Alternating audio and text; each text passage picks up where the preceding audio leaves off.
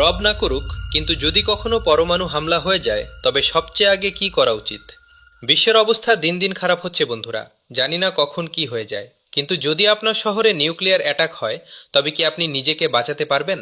অনেকে মনে করেন যে নিউক্লিয়ার হামলা মানেই তাৎক্ষণিক মৃত্যু, কিন্তু সত্য এটাই যে সঠিক তথ্য এবং সঠিক পদক্ষেপ নিয়ে আপনি আপনার এবং আপনার পরিবারের জীবন বাঁচাতে পারেন। নিউক্লিয়ার হামলা যতটা বিপজ্জনক দেখায় ততটাই জরুরি সঠিক সময়ে সঠিক সিদ্ধান্ত নেওয়া। মনে রাখবেন, সবচেয়ে গুরুত্বপূর্ণ বিষয় হলো প্রথম 72 ঘন্টা।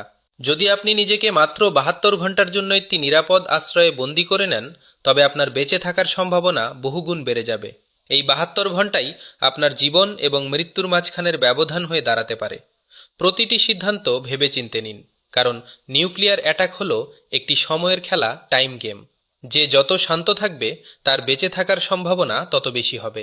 আর মনে রাখবেন, এই তথ্য শুধু আপনার জন্য নয়, বরং আপনার পরিবার, বন্ধুবান্ধব, প্রতিবেশী এবং পুরো সমাজের জন্য। আপনি কি একা নিরাপদ থাকতে চান? নিশ্চয়ই না। তাই এই তথ্যটি সেই প্রতিটি মানুষের কাছে পৌঁছে দিন যার জীবনের পরোয়া আপনি করেন। হতে পারে আপনার একটি শেয়ারে কোনো মায়ের কোল আলো করে থাকা সন্তান বেঁচে যাবে, কোনো বাবার শেষ আশা বেঁচে যাবে, কোনো বোনের ভাই ঘরে ফিরে আসবে।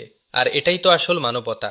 ভাবুন তো, একদিন হঠাৎ করেই দেখলেন আকাশে একটি তীব্র সাদা আলো ছড়িয়ে পড়েছে এবং পৃথিবী কয়েক সেকেন্ডের জন্য কেঁপে উঠল।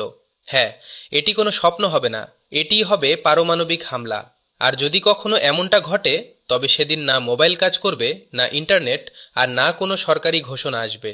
সেদিন শুধু আপনার বুদ্ধিমত্তা এবং উপস্থিত বুদ্ধি আপনাকে বাঁচিয়ে রাখবে। প্রথম কাজ, আপনি যদি কোনো বড় এবং জনবহুল মহানগরীতে থাকেন তবে এক মুহূর্তও দেরি করবেন না। এই শহরগুলো শত্রুদের প্রথম পছন্দ হয়, কারণ এখানকার জনসংখ্যার ঘনত্ব এবং রাজনৈতিক ও সামরিক গুরুত্ব এদের লক্ষ্যবস্তু করে তোলে। যদি আপনার কাছে সুযোগ থাকে তবে পিছন ফিরে না তাকিয়ে কোনো গ্রামীণ এলাকা, কোনো দূরের বিশ্বস্ত আত্মীয়ের গ্রামে চলে যান। যত দূরে যাবেন ততই ভালো। দ্বিতীয়ত, যদি বাইরে বের হওয়ার সময় না পান আর বিস্ফোরণের শব্দ যদি আপনার কানে পৌঁছে যায়, তবে কোনো মজবুত এবং গভীর স্থানের সন্ধানে লেগে যান। কোনো মেট্রো স্টেশনের সবচেয়ে নিচের তলা, কোনো বিল্ডিংয়ের শক্ত বেসমেন্ট বা বাংকারের মতো তৈরি কোনো পুরনো সরকারি কাঠামো। এগুলো আপনার নিরাপত্তার জন্য সেরা স্থান হতে পারে। যত নিচে যাবেন, বেঁচে থাকার সম্ভাবনা তত বেশি। তৃতীয়ত, পানীয় জলের ব্যাপারে সজাগ থাকতে হবে। মানুষ মনে করে যে বিস্ফোরণের পর সবচেয়ে জরুরি জিনিস খাবার, কিন্তু এটা ভুল। সবচেয়ে জরুরি জিনিস হলো বিশুদ্ধ জল। কিন্তু মনে রাখবেন, পারমাণবিক বিস্ফোরণের সাথে সাথেই বাতাসে তেজস্ক্রিয় কণা ভাসতে থাকে। এই কণাগুলো বৃষ্টির সাথে মাটিতে পড়ে এবং নদী, পুকুর, এমনকি পাইপলাইনের জলের সাথে মিশে যায়। তাই কোনো অবস্থাতেই কলের জল পান করবেন না। বোতল